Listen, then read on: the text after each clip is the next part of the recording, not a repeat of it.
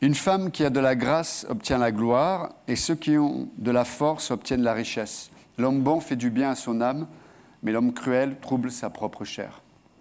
Le méchant fait un gain trompeur, mais celui qui sème la justice a un salaire véritable. Donc c'était Proverbe 11, versets 16, 17 et 18. Je vais arrêter là, mais déjà c'est intéressant de voir que vous vous souvenez, dans tout ce chapitre, il y a des parallélismes. Il y a entre l'homme, la femme qui suit la justice, et l'homme et la femme qui suit la perversité, le cœur méchant. Et donc il fait un parallélisme, il fait toujours une opposition entre l'un et l'autre. Et donc là, l'auteur continue. Et là, il fait une distinction entre la femme qui a de la grâce et qui obtient la gloire. Et il parle en hébreu, il parle de l'homme qui, lui, par la force, obtient la richesse. Et alors, c'est vrai que quand on lit en français, en tout cas, la deuxième partie notamment, et ceux qui ont de la force obtiennent la richesse. Ça a l'air positif.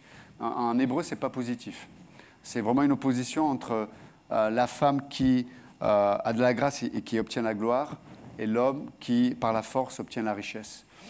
Et c'est intéressant juste de faire un rappel un peu contextuel.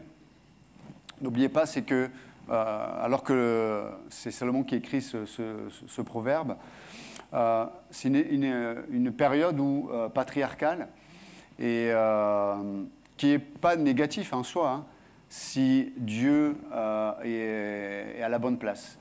Malheureusement, on sait que même une bonne chose dans notre existence, si Dieu n'en est pas la source, peut devenir un problème. Mais à cette période, donc, pas selon la loi, mais selon les us et coutumes de l'époque, la femme avait une position sociale qui était inférieure à l'homme. Et c'est intéressant de voir que l'auteur, là, il utilise cette réalité contextuelle pour opposer, en vérité, des vertus intérieures qui sont aux yeux plus importantes que ce que peut obtenir même un homme qui socialement peut-être peut avoir on va dire un privilège où on permet, on autorise et on accepte sa résultante, ou sa position, ou en tout cas ce qu'il a réussi à obtenir. Et donc là, il va démontrer que même si socialement, à l'époque, dans cette culture, la femme avait pas... alors, à l'époque, comme c'est quand même... les Juifs étaient c'était le peuple de Dieu, il y avait la loi qui avait quelque part donné des références sur la valeur des individus. Et on sait que, par exemple, dans la Torah, dans la Bible, les premiers versets de la Bible, lorsque Dieu parle de la création, il dit que l'homme et la femme ont été créés à l'image de Dieu. Donc, au niveau de la valeur, l'homme et la femme, avaient la même valeur. Mais par contre, au niveau du fonctionnement et de la société, et en plus, on sait que malheureusement, le peuple d'Israël s'est éloigné de Dieu, mais quelque part, ce regard de Dieu sur l'homme et la femme était déséquilibré.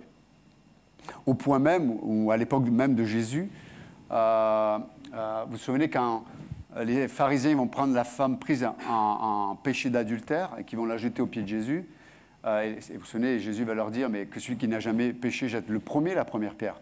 Puis du plus ancien au plus jeune, ils vont jeter leur pierre par terre, ils vont quitter. Mais ils ont ramené la femme, ils n'ont pas ramené l'homme. Que je sache, pour commettre adultère, il faut être deux, non? Pourquoi l'homme n'a pas été attrapé? Parce qu'à l'époque, encore une fois, le regard sur la femme était différent. Et ils voulaient amener... s'ils avaient amené l'homme, on aurait pu avoir une justification concernant son péché. Mais la femme, elle avait pas droit de se défendre. Et donc là, c'est intéressant de voir que dans ce contexte, l'auteur va démontrer que même si socialement la femme avait une position inférieure, encore une fois, même si Dieu est un Dieu d'ordre, mais là je parle vraiment, il y avait un regard inférieur, au point même où la législation biblique devait définir pour protéger, par exemple, une femme qui avait perdu son mari, une veuve. La loi devait définir pour la protéger. Parce que, admettons que si une famille avait un terrain et que le mari meurt, le voisin, parce qu'il était un homme, pouvait venir du jour au lendemain de dire, déplacer les bornes, prendre une partie du terrain et personne ne lui aurait rien dit. Donc la loi devait définir pour protéger les plus faibles. D'accord ? Et donc là, l'auteur, il parle de ça. Il dit, mais une femme qui a de la grâce, et c'est intéressant parce que le mot là, pour grâce, c'est le mot qu'on retrouve à plusieurs endroits de la Bible, mais notamment la première occurrence, c'est dans Genèse 6:8. Vous vous souvenez quand Dieu regarde l'humanité et l'homme s'est endurci, l'homme s'est éloigné de Dieu, au point même où la méchanceté fait que Dieu dit « Je regrette même d'avoir créé l'homme ». Mais la Bible dit dans Genèse 6:8 que lorsque Dieu regarde Noé, il dit « Cet homme a trouvé grâce à mes yeux ». C'est le mot là, « trouver grâce ». Et ce mot, ça ne parle pas de perfection. Ce mot parle de... ça parle plutôt de priorité recherchée.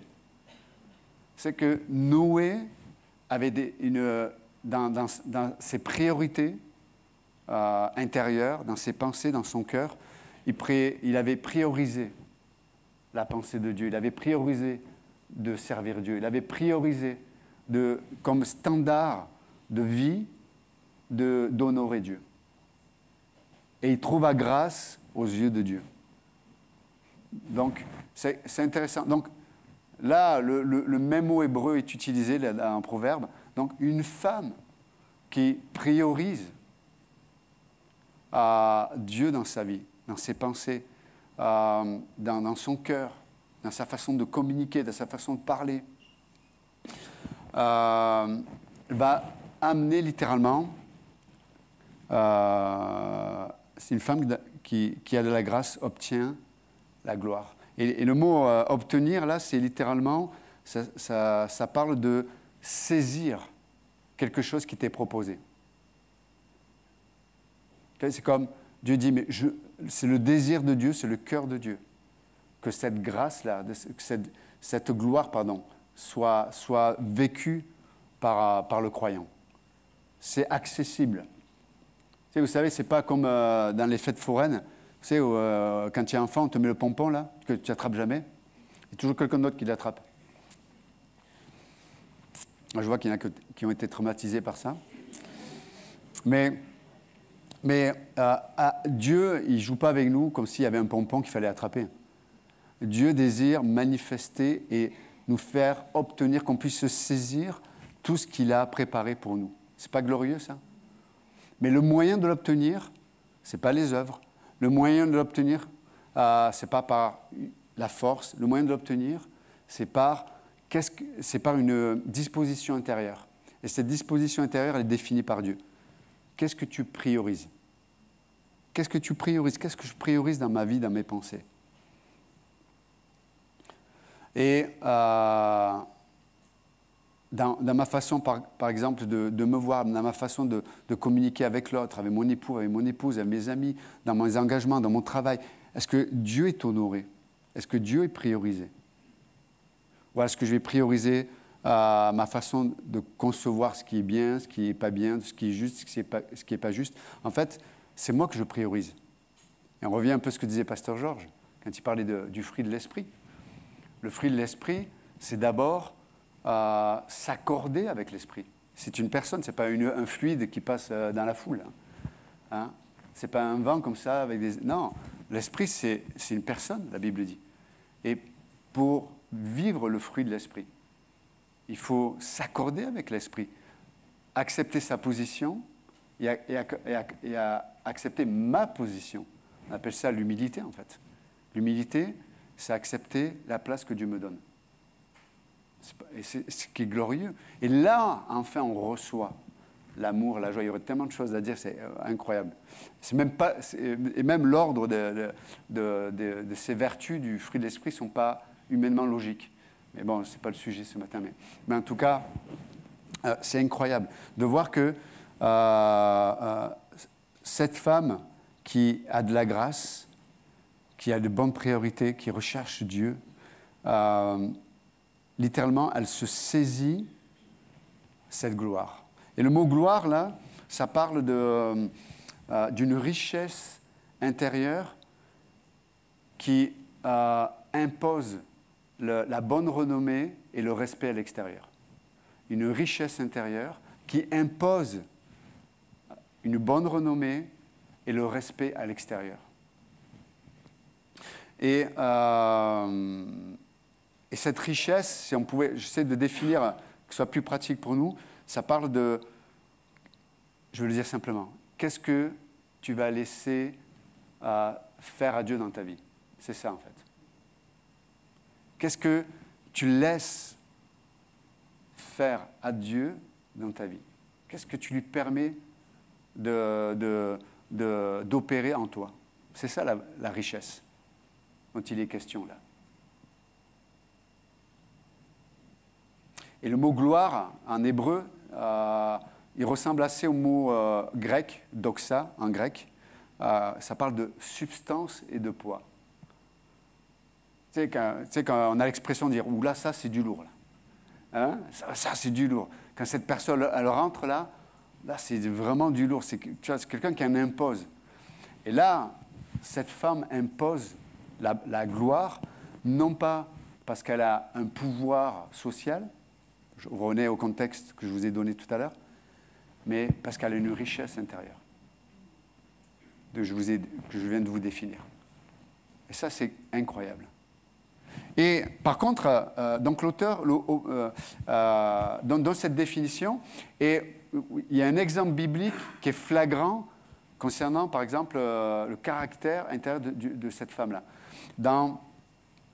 Pour ceux qui connaissent un peu leur Bible, dans 1 Samuel 25, verset 3, vous avez l'histoire un peu particulière. Vous savez, David, donc, il fuit Saül, il a une milice avec lui, d'hommes fidèles, entraînés, qui étaient redoutables dans le combat. Et donc, David était avec cette milice, etc. Puis à un moment donné, il se retrouve à un endroit, et puis il y a des bergers qui sont là, et puis il va les protéger, etc. Et ce sont des hommes qui appartiennent à un homme qui était assez riche et puissant, mais qui était complètement tordu, c'était Nabal. D'ailleurs, ça veut dire fou, son prénom. Effectivement, il est. Et son épouse, par contre, elle s'appelle Abigail. Hein, beaucoup d'entre vous, je pense, vous connaissez l'histoire. Et donc, David fuit Saül, etc. Puis à un moment donné, il désire pouvoir avoir de l'eau, se nourrir, etc. Et puis, il envoie des émissaires voir Nabal et lui dit, mais est-ce que c'est possible d'avoir un peu d'eau, de se restaurer? Lorsque tes bergers, etc., étaient là, on a toujours pris soin d'eux, vraiment. Et Nabal répond à ses émissaires, mais qui est David? Moi, je considère qui est David, qui est... Et là, il insulte David. Dans le texte, il ne dit pas des vulgarités, mais il insulte dans le sens qu'il lui dit, toi qui as trahi Saül, enfin, il ne connaît pas l'histoire, mais déjà, il juge, on voit qu'il juge David. Littéralement, il méprise David. Les émissaires reviennent à David, et là, David dit, bon, les gars, tout le monde son épée, on prend le cheval, et on va... Et David ne plaisantait pas. Hein. Souvent, on a l'image de David, c'est un peu l'image catholique, là, avec son banjo, enfin, sa harpe, là, qui fait des psaumes. Même Dieu dit lui-même, je ne peux pas te laisser construire mon temple parce que tes mains sont remplies de sang. C'était un sauvage, David. C'était un guerrier. Même on chantait de lui, Saül a tué ses 1000 et David ses 10 000. Et ce n'était pas des chansons juste pour chanter comme ça. Le gars, c'était un guerrier, c'était quelqu'un qui était en capacité de tuer beaucoup de personnes. Et c'est ce qu'il a fait. Donc quand David dit « Prenez vos épées, on va aller voir Nabal », je peux vous dire que là, ça ne plaisantait pas. Heureusement, une servante ou un serviteur va voir Abigail, donc la femme du fou, Nabal. Elle lui dit voilà ce qu'il a répondu à David. Et là, c'est une femme vertueuse. C'est une femme qui a une richesse intérieure. Elle comprend de suite. Elle sait, tout le monde va se faire massacrer. Donc, elle prend sur elle, elle va sur le chemin de David, en risquant sa vie, elle ne sait pas comment il va réagir, elle ne le connaît pas en fait. Et elle y va, elle se prosterne devant David, puis elle argumente, elle lui montre, en fait, toutes les vertus qu'elle avait à l'intérieur.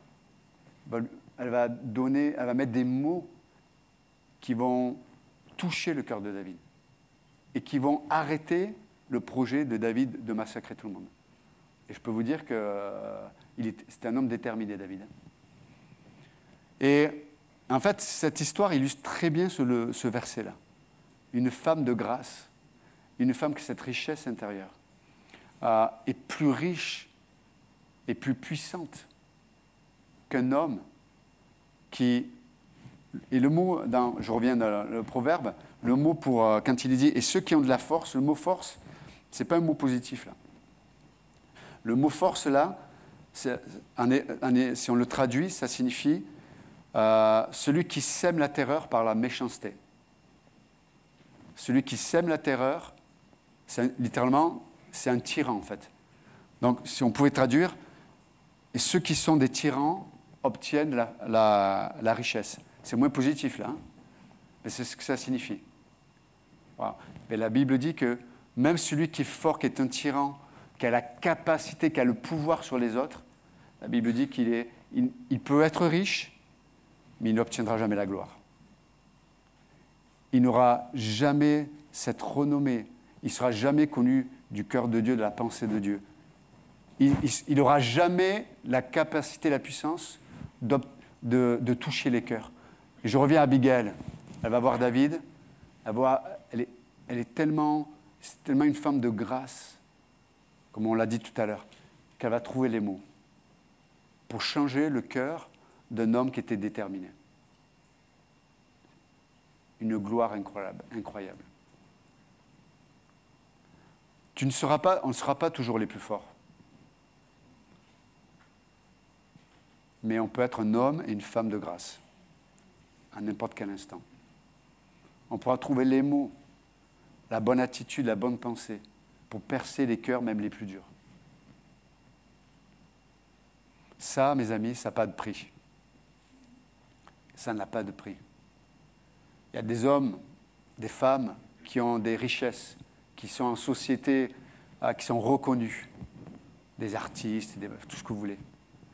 Mais s'ils n'ont pas cette grâce, ils n'auront pas la gloire que Dieu veut te donner, que Dieu veut me donner. Ça, c'est extraordinaire. Je ne sais pas, Abigail, est-ce qu'elle avait fait d'autres études, d'autres écoles? Oui, elle est allée à l'école de Dieu. Quand tu es à l'école de Dieu, il y a une intelligence. Il y a une intelligence qui discerne et est capable d'apaiser les cœurs. C'est incroyable. Au point même, quand Nabal va mourir, David va prendre pour femme cette femme Abigail. C'est une femme qui a marqué, écoutez bien, elle a marqué David. Elle a marqué David. Vous savez, les gens qui marquent nos vies, ce sont des hommes et des femmes de grâce. Ils marquent nos vies. Ils ont un mot au bon moment, une attitude au bon moment, une pensée au bon moment. Ils sont présents au bon moment et ils manifestent ce qui se passe, ce qui est à l'intérieur d'eux, de leur vie. Et ça, mes amis, ça a du poids. Ça ne s'envole pas avec le vent. Vous savez, le contraire du mot gloire, là, c'est le mot vanité. Vanité. La vanité, ça parle du vent. C'est là, c'est plus là. Ah, ça paraît beau, ça paraît glorieux, puis un coup de vent, il n'y a plus rien. C'est pas solide. Et c'est ça que la grâce nous permet d'acquérir. Et ça, c'est glorieux. Et c'est donné à tout le monde. Et juste pour finir, le verset 17. L'homme bon fait du bien à son âme, mais l'homme cruel trouble sa propre chair. Et là, c'est quelque chose d'extraordinaire, parce que là, quand il est dit que l'homme bon fait du bien à son âme, c'est l'homme chesed. C'est le mot chesed en hébreu, et ça signifie l'homme qui a de la miséricorde, l'homme ou la femme, qui a de la grâce. Et vous vous souvenez de la définition de la miséricorde et de la grâce? Qui se souvient de la définition? La miséricorde, c'est que Dieu ne me donne pas ce que je mérite. Donc l'homme ou la femme chesed, c'est l'homme ou la femme qui ne donne pas aux autres ce qu'ils devraient mériter. Comme jugement, je parle. Comme jugement. Pour chesed, ça parle de la miséricorde, mais aussi de la grâce. C'est-à-dire que la grâce, c'est quoi? C'est une faveur imméritée. Je te donne ce que tu ne mérites pas. Donc, la miséricorde, je ne te donne pas ce que tu mérites comme jugement. Tu vois, là, ton action, comme tu as parlé, là, tu mérites une sanction directe. Mais je ne te le donne pas. Je pourrais, avec ma bouche. Il y a des gens, ils savent utiliser les mots. Ils peuvent te détruire quelqu'un, ils peuvent te retourner un argument, un claquement des doigts. Il y en a qui peuvent le faire juste avec une attitude. Ils ne te disent rien, mais leur silence, c'est pire qu'un coup de poing dans le foie. Tu as des gens qui vont, eux, l'exprimer. Et ils vont prendre toute la place. Ça va râler, ça va crier, ça va... Et puis on ramène avec le fil de la mémoire tout le passé. Et puis il y a des hommes et des femmes, chesed, de miséricorde. Vous savez, quand tu es un homme, une femme de miséricorde et de grâce, tu as intérêt d'être ancré en Dieu. Hein, parce que tu perds. Tu perds. Tu sais jamais si ça va porter du fruit. Est-ce que le fait de ne pas donner à l'autre ce qu'il mérite, est-ce que ça va le changer? Est-ce qu'il va comprendre? Et on prend la place de Dieu, en fait. Vous êtes avec moi ou pas?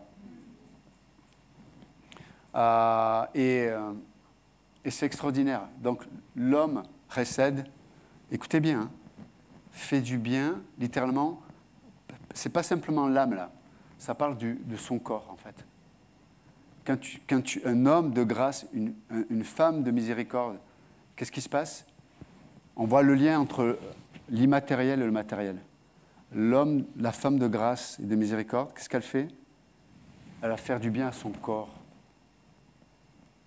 Vous savez, quand on ne vit pas dans la sphère de la miséricorde et de la grâce, on commence à avoir des ulcères, on commence à avoir des pathologies, on commence à avoir plein de problèmes physiques. Pourquoi? Parce que le corps, on peut cacher hein, à l'intérieur, mais le corps, à un moment donné, il va faire ressortir ce qui n'est pas traité à l'intérieur. Ça parle de ça, là. Ça parle de ce qui se passe à l'intérieur qui ressort à l'extérieur. Et le corps, bah, lui, c'est un musée. Hein. Tout ce qui est caché, ça va ressortir. Hein.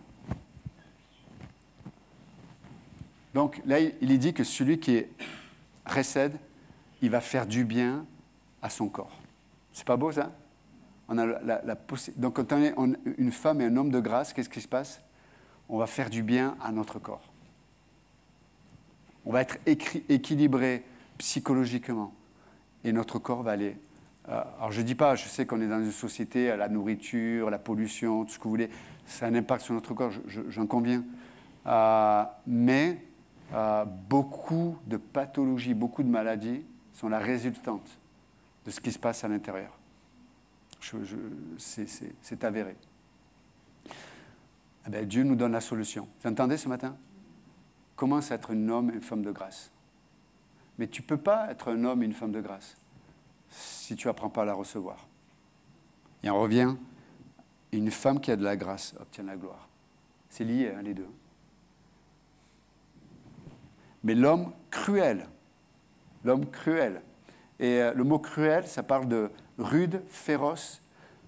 En hébreu, ça parle de la cruauté et la férocité qui est le fruit de l'obstination. Vous entendez?